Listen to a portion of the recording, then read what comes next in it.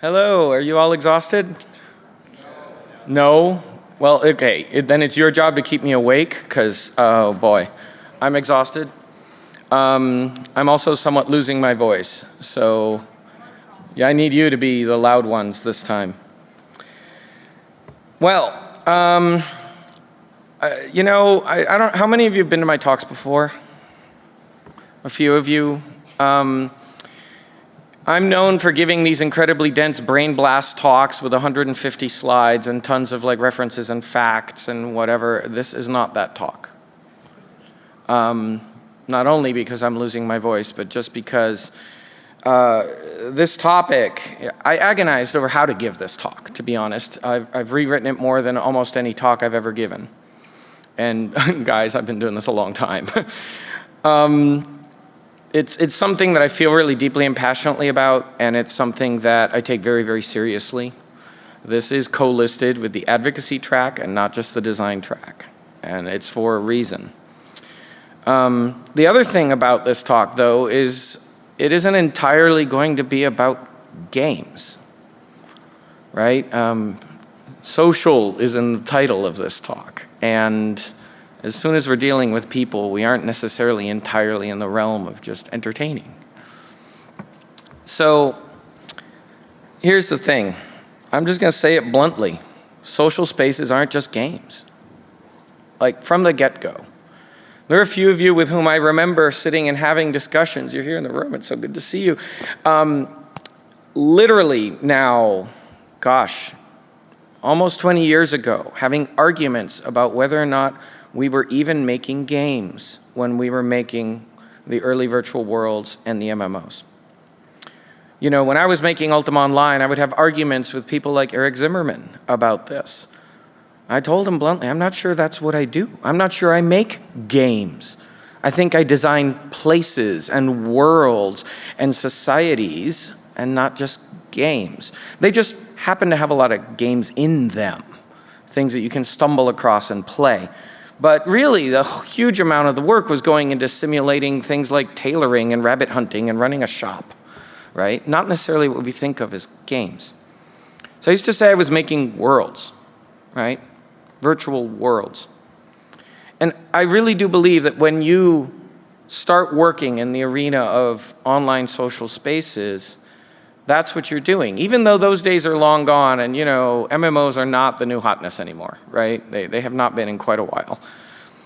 But if you are making a social VR space, a social AR space, as a lot of people are trying to do, you aren't just making a game, you're designing a society. When you choose to take up those tools, connectivity, persistence, identity, you are going to design that society either on purpose or by accident. And sorry to say, I'm seeing a lot of people doing it by accident. So I'm here to try to persuade you to do it on purpose. We'll start with the obvious thing, because this should be a terrifying responsibility. And the problem is we're all blinded by snow crash, right? There's still people out there. I know we have some folks from Oculus in the audience. There are people in leadership at Oculus outright saying, yes, I dream of building Snow Crash. No, Snow Crash is bullshit. It's not where we are really headed. And it's a great book and a really compelling vision, but we need to be aware of what we're actually working with.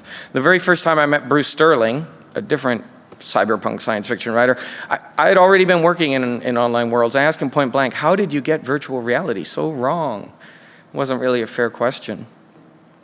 I want to tell you an anecdote that happened while speaking with an extremely powerful and famous executive at a very large blue company whose last name starts with Z and ends with Zuckerberg.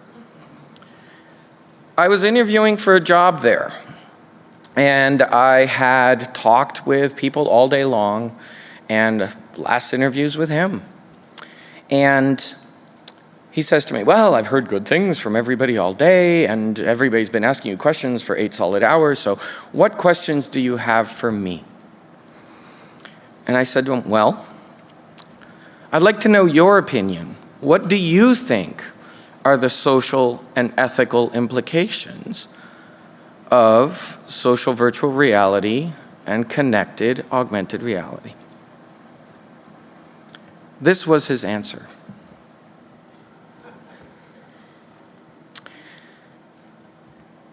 I may have ranted at him for a little while and then not gotten the job, but I also would not have taken it at that point, and probably will never work for them again now that I've said that. But that's okay, because let's get real for a minute, right?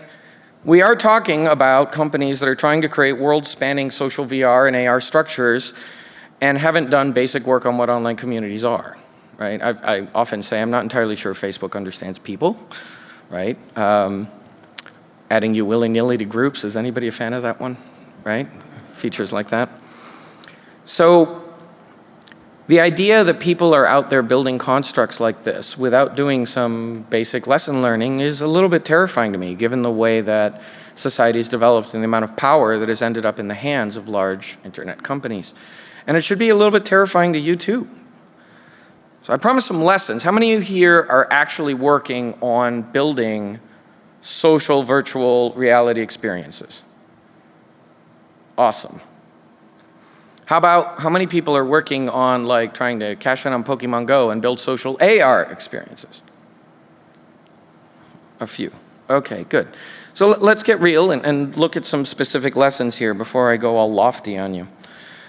I'm going to call out actually a particular company, but actually I think their response to this incident was actually really good, so I want to preface that. Do all of you recall the case of the virtual groping in Quiv VR, whichever? Okay. Good. So a woman logged into this game, which apparently is about doing VR archery, and a stranger named, I think it was Big Bro some number, walked up and started virtually groping her. The response of the company, right, they were not logged on at the time. They did not know about the incident until an article was written. When they found out, to their credit, they immediately put in a bunch of features so that gropers, bodies could not see one another anymore when they came into close proximity. They expanded what they called the personal bubble, and they added a new gesture that they would like to add to the vocabulary of social VR, one where you can do and create like this exploding blue force field that turns the harasser invisible and prevents them from interacting with you. And they were very upfront, immediately posted a postmortem about what had happened and encouraged everybody, hey, we need to take this stuff seriously. And major props to them. But let's be straight about what should have happened. What should have happened is that the people who were logged on 24/7 monitoring behavior were called by a harassment call, appeared with the wrath of God, turned the asshole into a toad, and banned him for life. Right? This is actually best practice in online community spaces. Now, I understand that we have a lot of small companies that don't have the resources to maintain customer support on call 24/7, that don't have all of the tools and the background and the technology to be able to do this. And I don't care.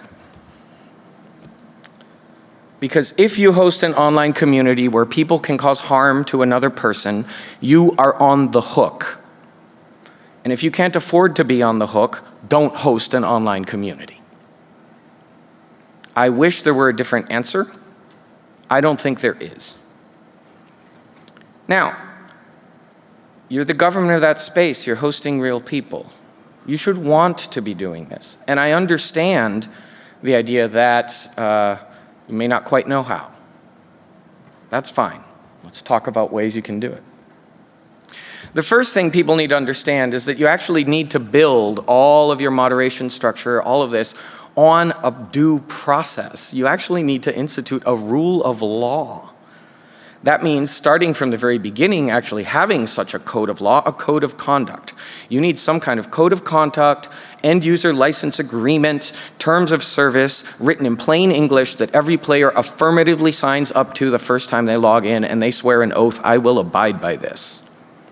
And it needs to be posted everywhere, and you need to be reinforcing this as a cultural thing every day, right? This is kind of what we do in the real world, and we're not even entirely satisfied with how well it works here, right? But you don't get to abdicate doing it. It has enormous benefits, just not only as a cultural thing, but also for clearing up edge cases, because you're going to be fighting an awful lot of edge cases. The most concrete practical thing is a tool that has been in use for, oh gosh, I went asking, and the earliest virtual world I could find it that was doing it were games on America Online and Genie. Okay, for anybody who here doesn't know what those are because they're too old, right? And that's a concept called the circular buffer. And this is a very simple thing that if you weren't using voice chat, you could all go and implement right now. Unfortunately, you're using voice chat, so you're screwed.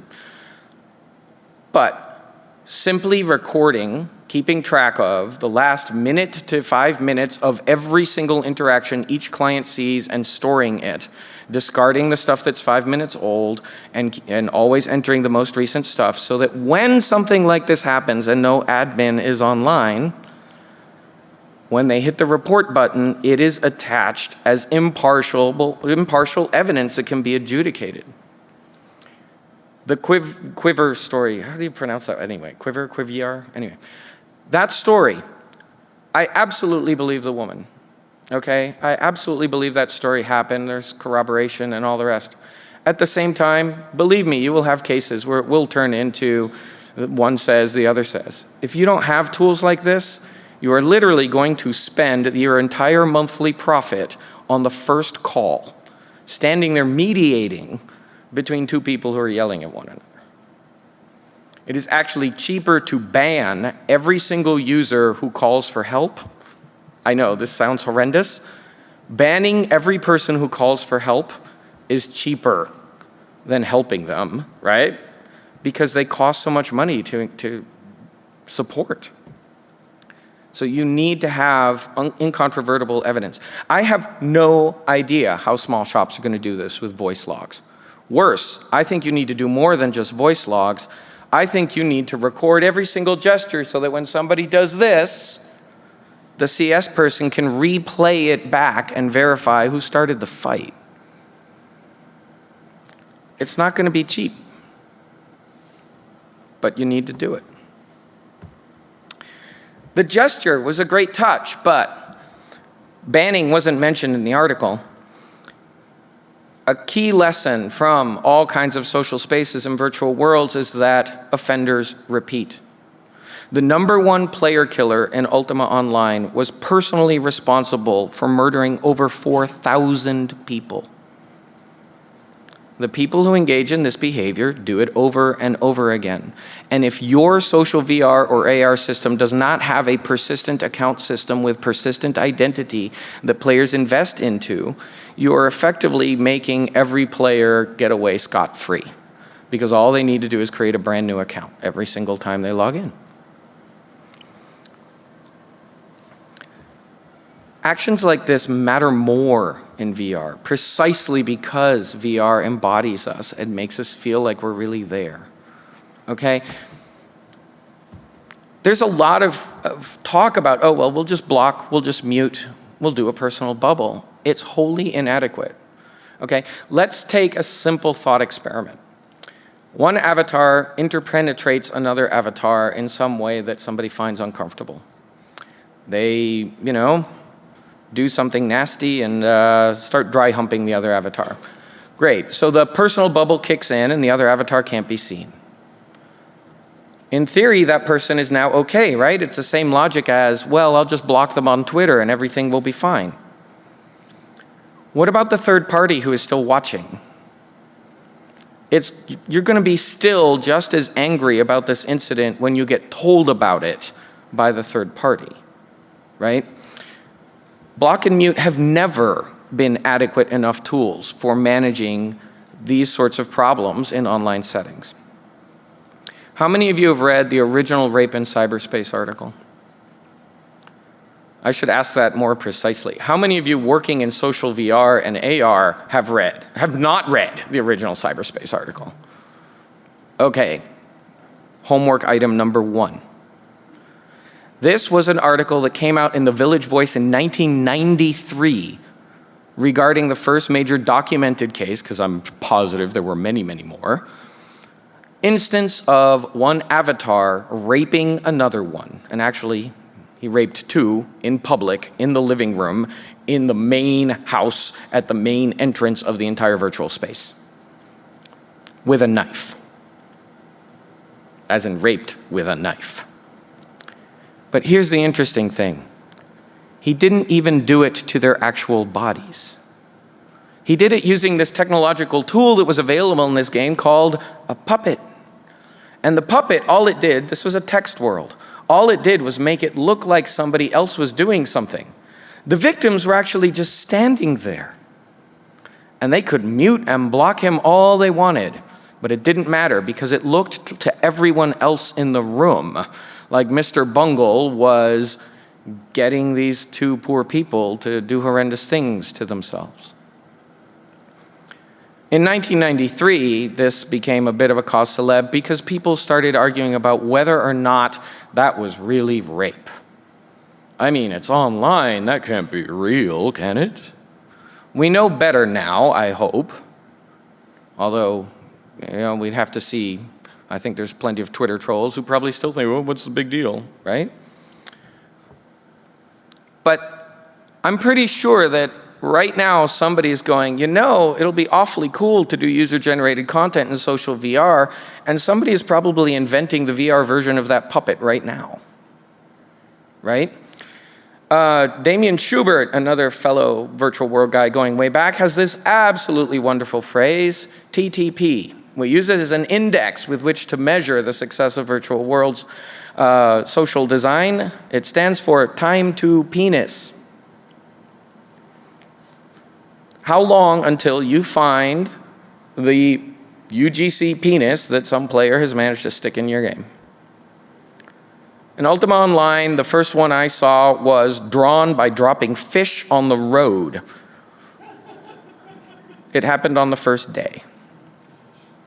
And of course, the most famous incident, I encourage you, go look up the video on YouTube. It's astonishing in a surreal kind of way.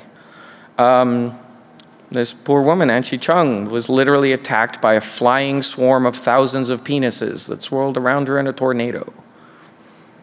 So that isn't entirely on the troll, right? If you run that world, that's on you. It's on you. Every feature you make should be looked at first as a weapon. And it's a dark way to look at humanity, I know. I've grown so cynical. How will a player abuse someone else with this? Odds are excellent that you aren't actually evil enough when you playtest. Otherwise, something like groping somebody, God, that would have come up in like the first 15 seconds, right? It's almost an obvious scenario. I mean, what could they do with the actual bows and arrows? We haven't even gotten to that part. It wasn't long ago that we saw an experienced AAA team miss one of these kind of basic things. How many of you played The Division? Right, so here's this MMO shooter on console with a AAA team, and they made all the players collide with all the other players, and then they had a single quest giver sitting in the central lobby. So there were lines running out the door, and people would barricade the door to prevent other people from getting quests, right? My personal experience with making that mistake was in the alpha for Ultima Online sometime around February to May of 1996, where we allowed people to spawn in the inn, and then they would walk outside, and they were collidable, of course, and people would gladly let them out the door. But then they would stand at the door and not let anyone in. And in the pursuit of realism, we had made it so you could shoot arrows through the windows of the inn. So they would let you out, and then they would rush to the windows and shoot you in the back as you walked away. And of course, you couldn't get back in to defend yourself. You couldn't see who was in the building. We basically proved all of the fundamental premises of medieval defensive architecture. That was 1996, and a game in 2016 can still make the same mistake because we're not necessarily very good about sharing the history. Or reading it, rather, because the stories have been told. We laugh about them. They're fun. Until you're a pincushion with 100 arrows in your back. This brings us to another issue. Those of you who are building social VR, you are here listening to this talk. Excellent. You are good people. You are not going to do these things.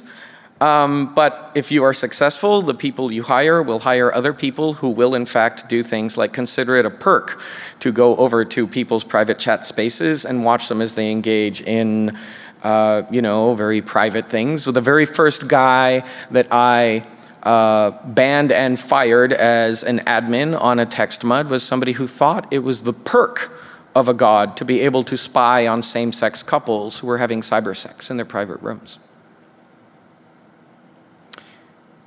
You have to hard code in limitations into the architecture of your world.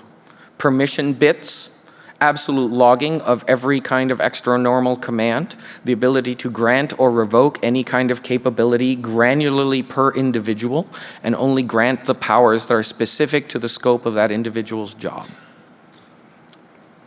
And you have to do this because in the early days of MMOs, we had issues where game masters in Ultima Online were having hot tub parties with players and trading sexual favors for in-game items. They needed the ability to spawn those items for their job. And unfortunately, we didn't have logging in the hot tubs, right? Probably fortunately, actually. So it was hard to prove that these situations were happening. Thing is, odds are near certainty. Okay, if your virtual world is successful, your digital objects are going to have real money value. There's no escaping it at this point. It is absolutely hopeless to try. Just assume that anything you create as a digital object has real world value, and people will be doing things like sleeping for it, paying for it, and stealing it. Just go in the door assuming that that is part of this field.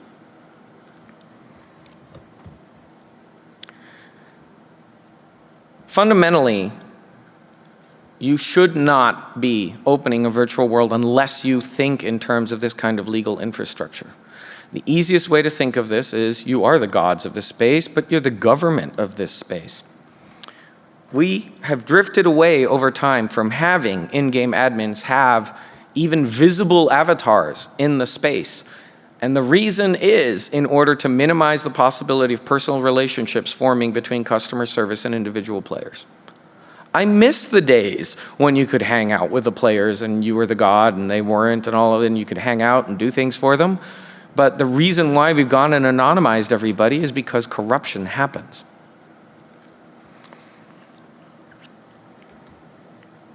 You also need to be aware, and this is also just a home truth. The people who use virtual spaces are very often using them for therapeutic purposes. That means a higher incidence of individuals inside your space who are dealing with psychological stress of various sorts. It's just how the numbers work out. You just need to be aware of it. There is not a single large-scale commercial virtual world that does not have the FBI and suicide hotlines on speed dial. The number of runaways that we tracked down for the FBI and the police while at Sony Online was easily in the triple digits, right?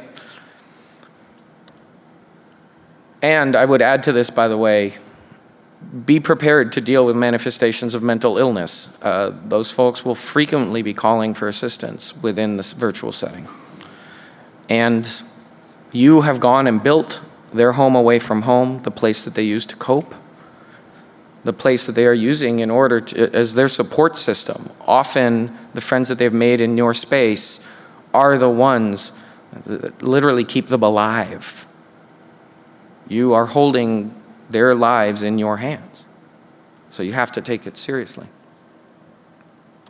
You shape this society in really fundamental ways. Have I scared the shit out of you yet? I hope so, right? I hope so. Don't worry, it won't all be a downer, I promise. But the flip side of this power is that you can shape this environment in ways that are amazing.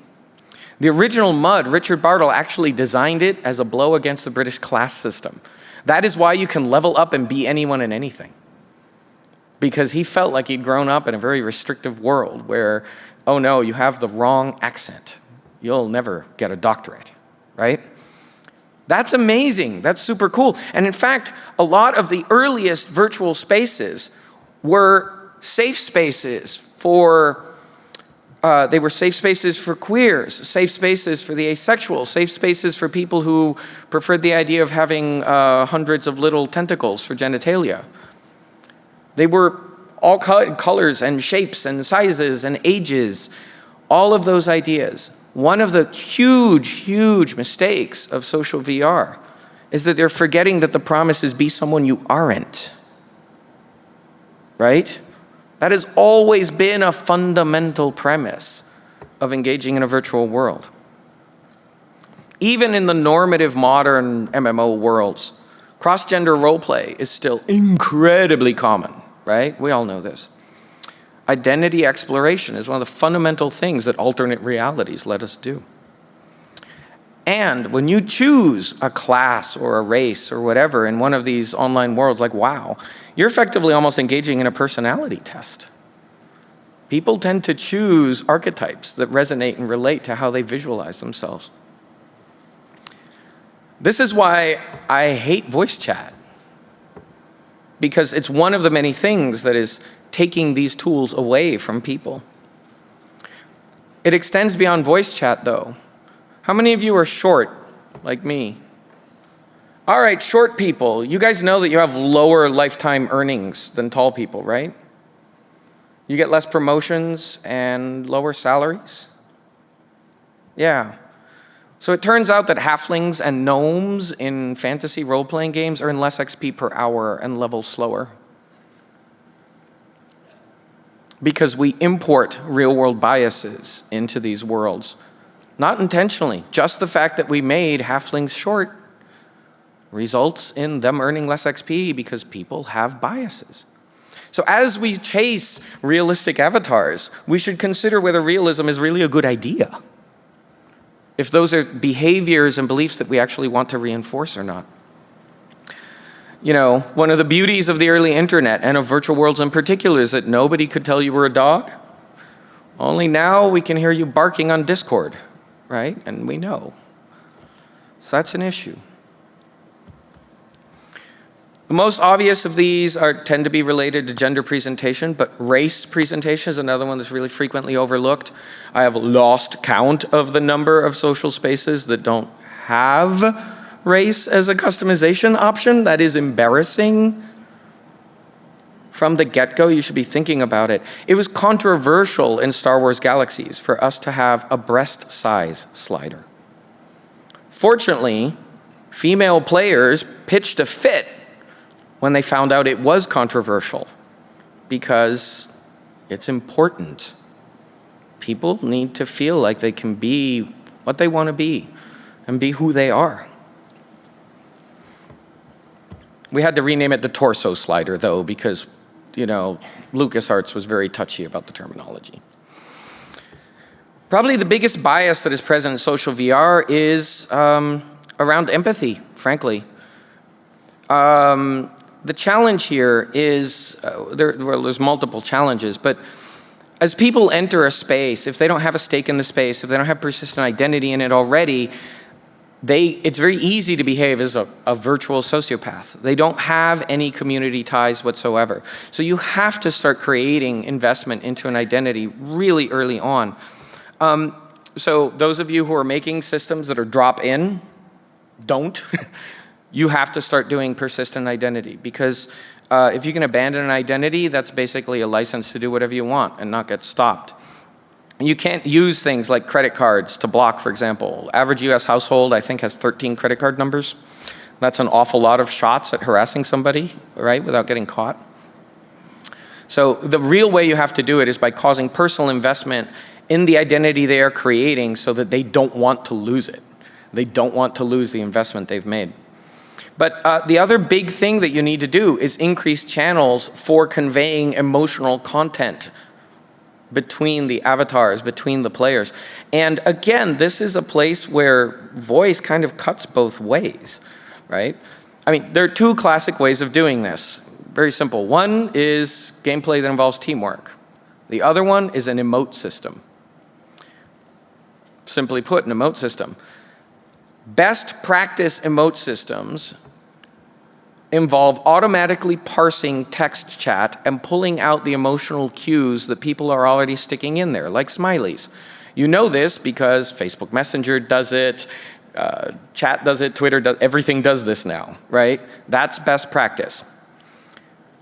Giving people manual puppeteering structures like, oh, I have to hit this combination of buttons to smile, results in people not smiling, I'm afraid, right?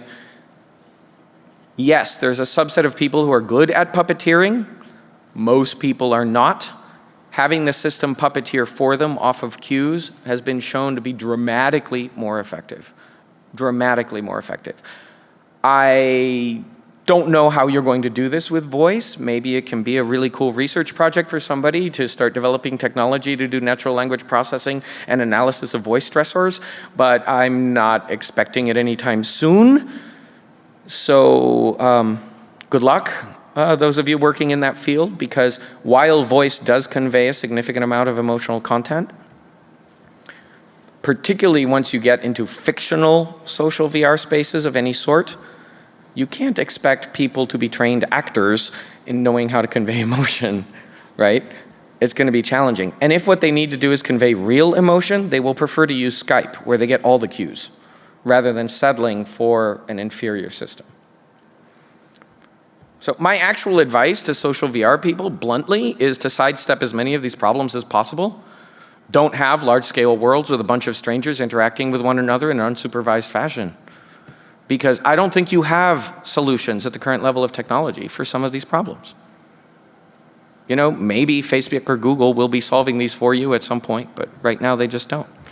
Stick to small groups, people who mostly already know each other. Make the avatars relatively unrealistic so nobody cares about the fact that the emotional cues are wrong. Play to the strengths. The strengths of VR today are that VR is clumsy. Play with that. I think that is part of why something like Job Simulator is one of the most successful VR experiences we have. It embraces the limitation.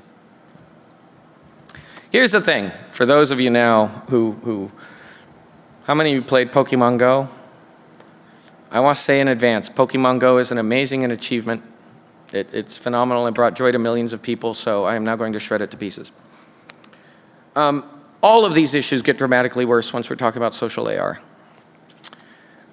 You know, from the technology side, people are starting to figure out that, because a lot of people made this mistake, they thought that the technology of VR headsets would naturally lead into the technology for AR headsets, and they're wrong. It's kind of a speed of light thing. It's just not happening. But they are, if you are talking about social things, they are the same technology in this very particular way.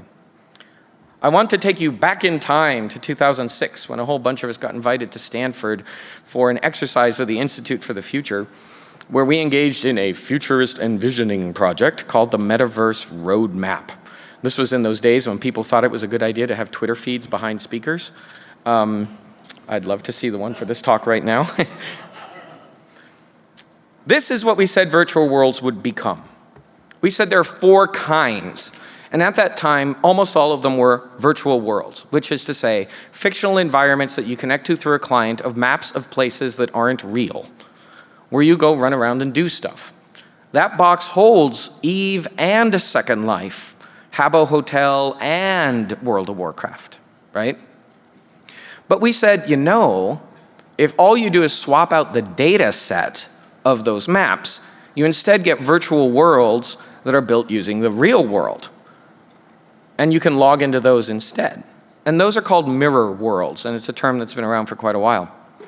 This is also the time when there were a lot of people who were mounting backpacks on their back with computers and then putting a webcam on their head and filming everything that they were doing and having to swap out hard drives about every 20 minutes. This is called life logging.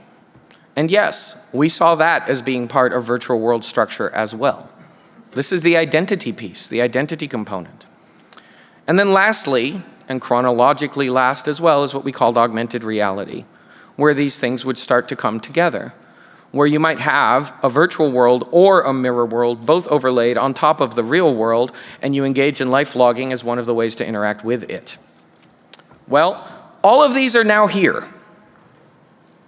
All of these are now, in fact, here. And the thing is, even though the operators of all of these different services don't know this really, they are all running against what I would call virtual world servers, virtual world backends. It's just that Twitter only bothered to build the chat part. And Waze only bothered to build the moving around part. And Yelp only bothered to build like region markers. Right? One of the key lessons of virtual worlds, and it's one that actually a lot of virtual world players just refuse to accept, and I think a lot of people who work primarily with headsets refuse to accept. Rendering is by far the least important part of this entire field. Sorry if you're a graphics programmer. It is easily the part that matters the least. Every single graphical world I have ever seen has offered a plain text client. Why? Because the admins need it to go look at logs, right? The worlds are on the server, the representation independent. We might have a canonical client, but the representation is not the part that really, really matters. What matters is the action that's going on the server, which is where you actually track things like the avatar profiles, their histories, the location of objects, how they interact with one another, and what their behaviors are. So all of those things are actually virtual worlds. I call this the Goggles Fallacy, because it is distressing, perhaps inevitable, that the current boom in virtual reality is being driven by the hardware. If you actually go look at what is going on in these various settings, they're all about clients moving on servers, interacting with objects on servers. Sometimes we drive around on those servers by driving around in the real world. You know, that's Waze and Google Maps. It's actually every Android phone. You guys know that, right? Android phones that's part of how Google detects where there's traffic jams. Your phone's not moving tells them. But Yelp and Zillow are all about teleporting around on the virtual side, but not the real side. But it doesn't matter. Either way, there's an avatar moving on the virtual side. So it's the same technology. You can literally run down the kinds of technological elements required to build a virtual world server. Does it simulate a space? Yes. Check, check, check. Where's the data from? Is it real or fictional? Doesn't matter. Who cares? Could be half and half. Does it track clients? Are they connected?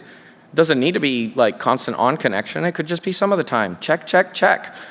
Are our clients positioned relative to one another spatially? You know, the main difference is that in WoW and Pokemon, we actually bother to spawn bots in there, right? And let you like interact with them in some fashion. But that's about it. And of course, these days, we kind of allow people to spawn geotag markers into Google Maps, so we're kind of letting people spawn bots there too.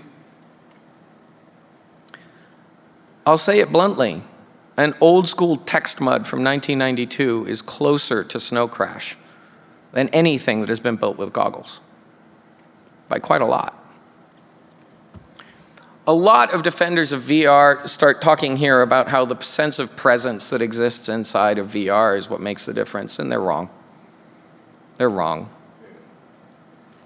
Telepresence was defined back in the days before we had pictures.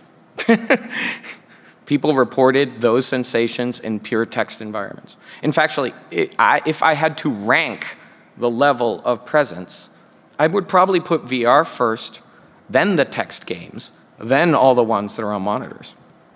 Because text games actually embody you almost as powerfully as VR does. And in fact, if you are looking for more specific concrete lessons about how to deal with avatar intersection issues and all the rest, I would be looking at how text MUDs handled things. For example, consent systems for paired emotes was a very, very common design trope in text MUDs, one that also appears in modern day LARPing, where you can't just hug somebody or grope somebody, but there's almost a two-factor authentication process that players must go through in order to engage with others. That stuff popped up in the text worlds first, because in the text worlds, there was no distinction of distance. Everybody was standing on a pin in each individual text room.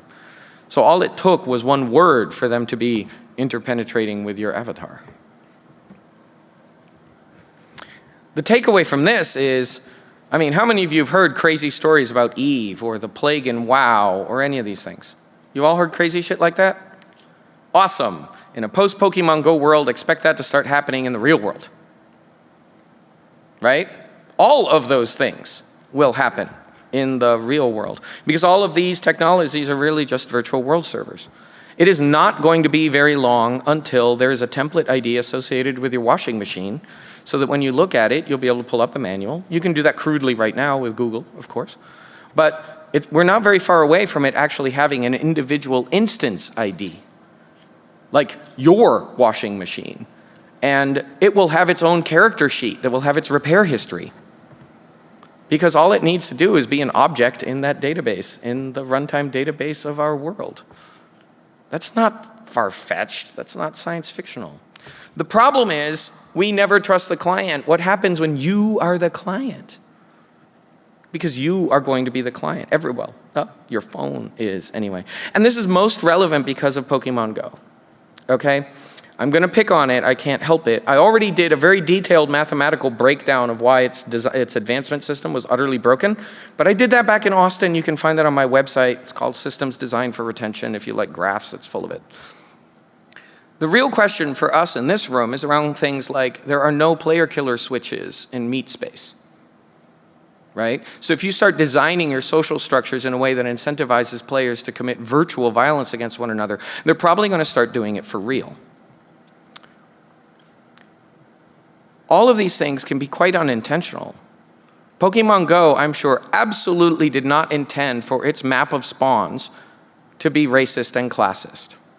And yet, it's really, really hard to find Pokemon in poor black neighborhoods and in rural areas, because its UGC map happened to be built out of kids who were going to Stanford and Berkeley, right?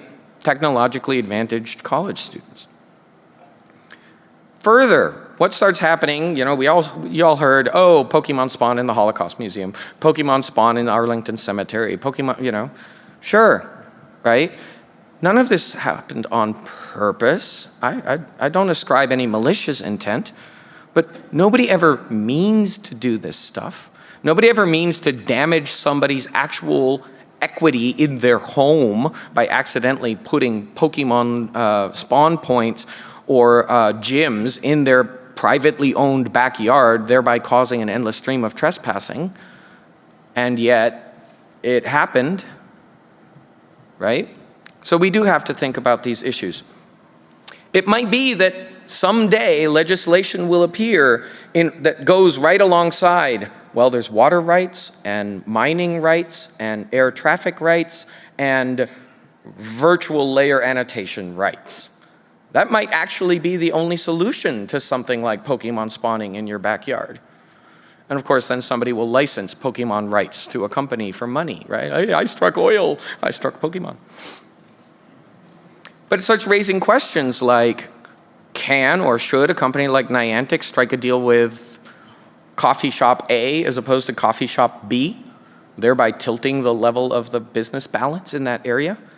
There's no rules or regulations around stuff like that. They could direct traffic somewhere it isn't wanted. What if somebody happens to create a really cool social AR game and says, wow, it'd be really fun, you know, I'm actually a secret gamer gator, I'm going to start spawning Pokemon on top of a Black Lives Matter rally. It is trivially easy for an operator of a virtual world to pull a stunt like that. We've seen the early harbingers of things like that. Anonymous got its start by holding a flash mob in front of a Scientology facility in New York City. We kind of trained people to do this. All those anonymous kids, we kind of built them, right? We've been training them how to do this stuff.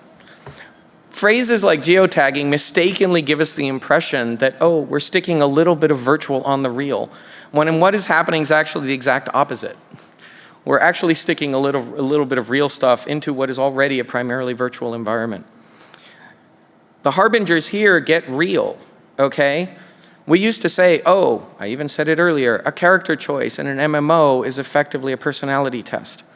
But so is a collection of your likes on Facebook, because Facebook is really just an extended character sheet. And sure enough, that's why there's a company called Cambridge Analytica that data mined that data on 220 million Americans and used it for targeted micro advertising in order to both suppress votes and encourage people to come out and vote and, you know, get us Brexit and Trump. Because if you run a virtual world, that is the kind of panopticon power you have. Fake news. Fake news is an instanced dungeon. It's an instance dungeon, personalized, tailored just for you. You get your own spawns, and there's Alex Jones as the boss at the bottom of the dungeon. And you get to play lizard people, right? Because that's the power you have when you're running a virtual space. You all saw the mobs for Pikachu. I have no idea whether it was a conscious decision in that game to make it so that each spawn of a Pokemon was instanced. But if they had not been, if it had been zero sum there that day in Central Park or on that Santa Monica pier, and there was only one Pikachu to have, I think we would have seen Pika murders by now. It's human nature. And this sounds like it's crazy, but it is not. I know it because it already happened. In Ultima Online, when we launched first in Hong Kong, the triads joined the game. And they would go and do their player killer war in the game, and then they would take it to the streets. Because by designing our game in such a way that it encouraged tribalism, encouraged othering other players, and then encouraged violence between the groups, we encourage them to do it everywhere. What happens when the real world's the playing field? My local gym is a locked church. They've had a lot of problems with people parking in the parking lot at 3 a.m. and getting as close as possible to the stained glass windows to try to catch a signal so that they can zap a Pokemon inside.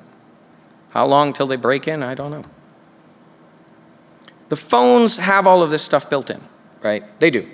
It's built into the phones, but the phones at least have privacy chips. The phones have private storehouses that even Apple can't break into its own phone, right?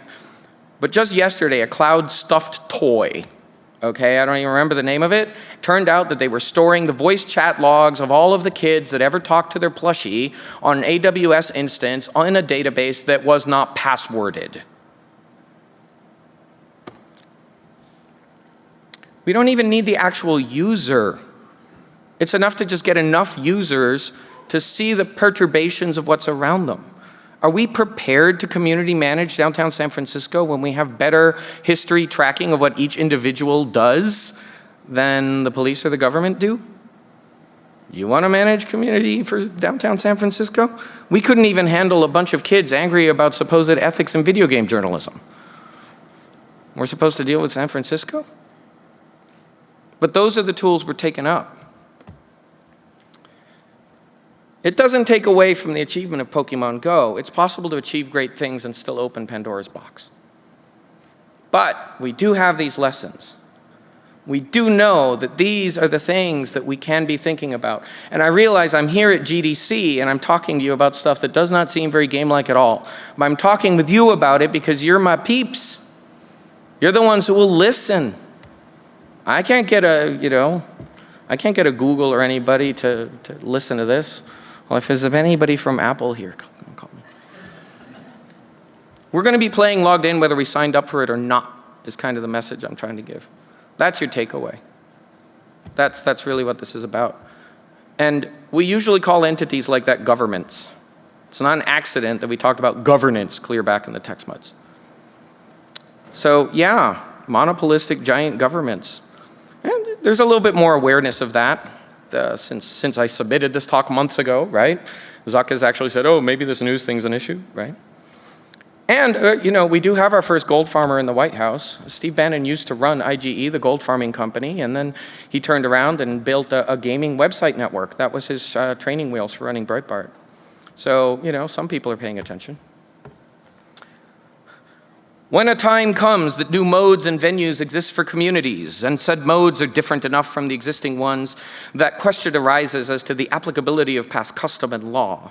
And when said venues have become a forum for interaction in society for the general public, regardless of the intent of the creators of said venue. And at a time when said communities and spaces are rising in popularity and widely exploited for commercial gain, it behooves those involved in said communities and venues to affirm and declare the inalienable rights of the members of said communities. August 27th, 2000. To my knowledge, exactly 3 virtual worlds in history have bothered to adopt that declaration of the rights of players. But the need for it is now greater than ever, and I really wish Pokemon had adopted it. And I sure hope that those of you who are going back to your companies will seriously consider, oh, please update it, revise it. But start thinking in terms of the rights that players should be having in these spaces. Because soon enough, Internet of Things is going to hit. This is also not fiction. I had this conversation with Zuckerberg too. This is why he bought Oculus. To turn the world into a unified database of objects. I'm probably not getting any more consulting gigs there. Oh well. We're actively collaborating in this process. All it's missing is unifying the data.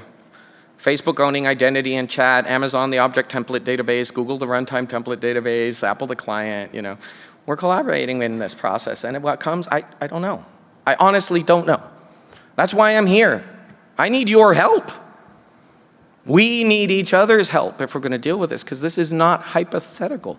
Do not let our world be designed by the people who prefer the lobby of the W to the IGF. You guys don't go to the lobby of the W, I hope. Right? Technologists in this room, you guys know how much of this we can build right now. Bluetooth LE beacons, some simple mesh networking. We could build this now. So I wish HoloLens and Magic Leap had that emblazoned on the eyeballs instead of demos, because the chip that matters is the networking chip, not the graphics chip. That is what keeps me up at night. I'm sorry, GDC is not supposed to be a downer. If we'd all gone to the EGW, I am sure that we would all be leaving here inspired and psyched up, you know, but this is the advocacy track. But I'll say this. This room is the one that gives me hope. How many of you have played a game in the last 24 hours? With a stranger? How many of you feel games, hey, they're for connecting, right? How many of you feel games, they're about fairness, it's supposed to be fair, right? How many of you think games are for being smart, right? And the games are for everyone? Yeah? Good. That's what gives me the hope. Because entertainment has always led the way on this stuff, and that is a pretty good ethos with which to start. And this is a group that is willing to read giant strategy guides. So please, go read the work of, you know, read Julian DeBell, read Nick Yee, read T.L. Taylor, read Thomas Malaby. Go read all of the endless stuff that has been written about this, because I got to tell you, by the way, virtual worlds are the best documented part of all of video games and the most studied, probably by an order of magnitude. The stuff is out there.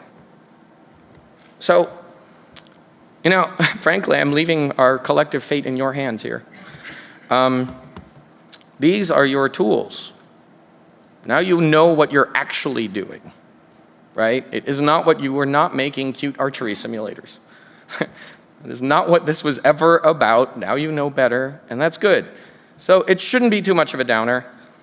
You're the best qualified people on earth to actually build this future. So, go out there, let's have some fun, right? Seriously, let's explore, have some fun. Just get your homework done first. Thank you.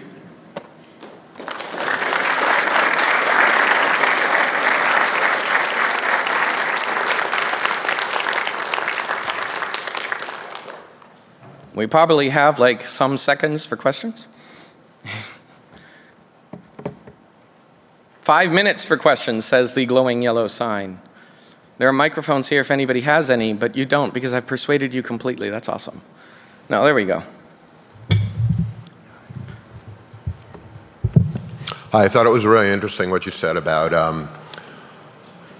essentially you have the responsibility, and you have some legal responsibility, because you can't go, even if someone wants to open up like a taco stand, you have to deal with the health department and all those things. If you run a bed and breakfast, you have to do that. So all these things are not unreasonable for people to, devs to take into account. And I guess, dealing with human nature, a turbine, we had to take out the point up emote because, it's a Nazi thing. And yeah, you don't always expect that at the beginning, but it's bad stuff. Yeah, so if the questions all turn out to just be MMO veterans coming up and saying, yeah, that's fine for, thanks. By the way, the inventor of TTP. Actually, it was Freeman who came up with that. Really? Oh. Jeff Freeman.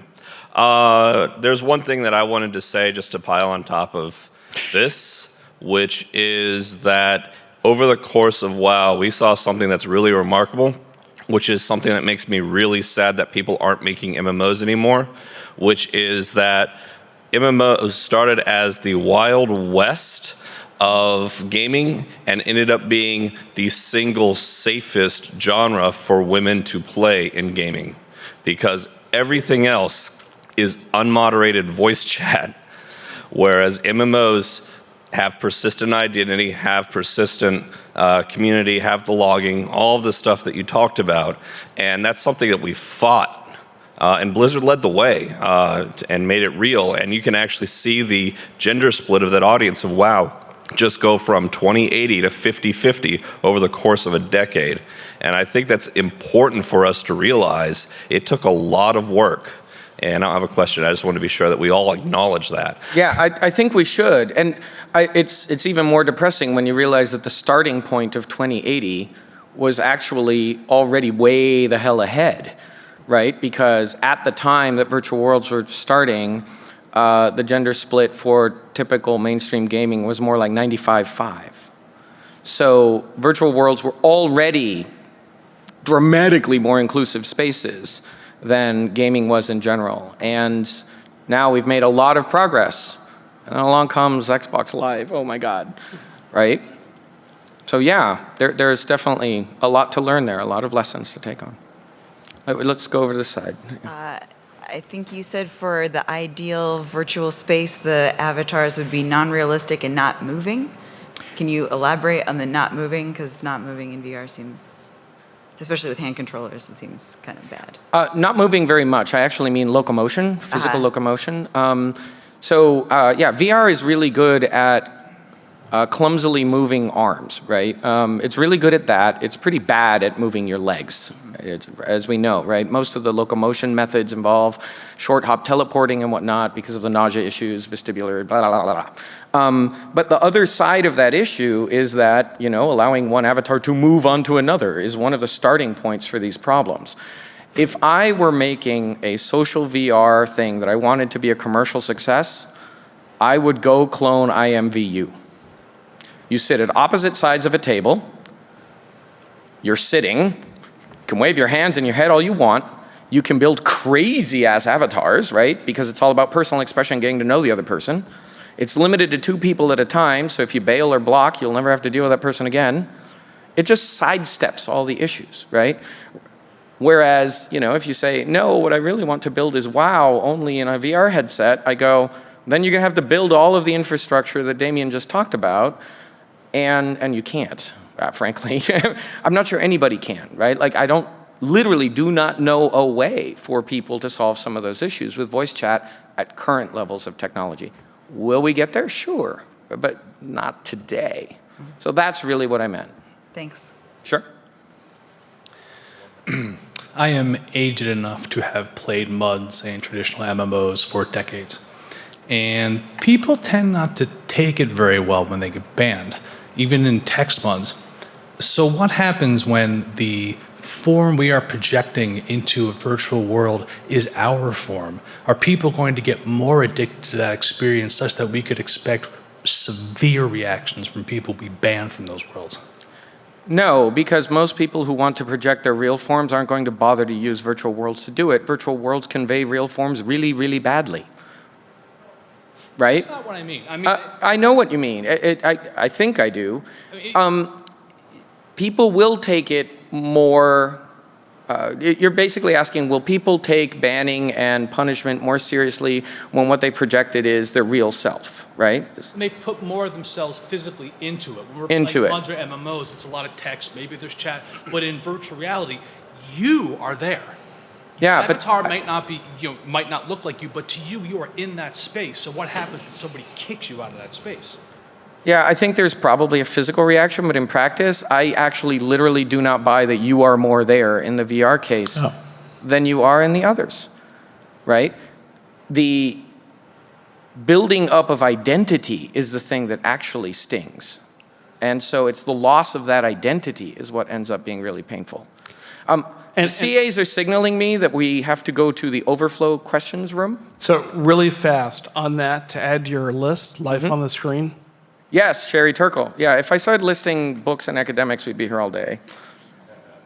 So yeah, I'll head to, or just follow me. We'll find a spot out there.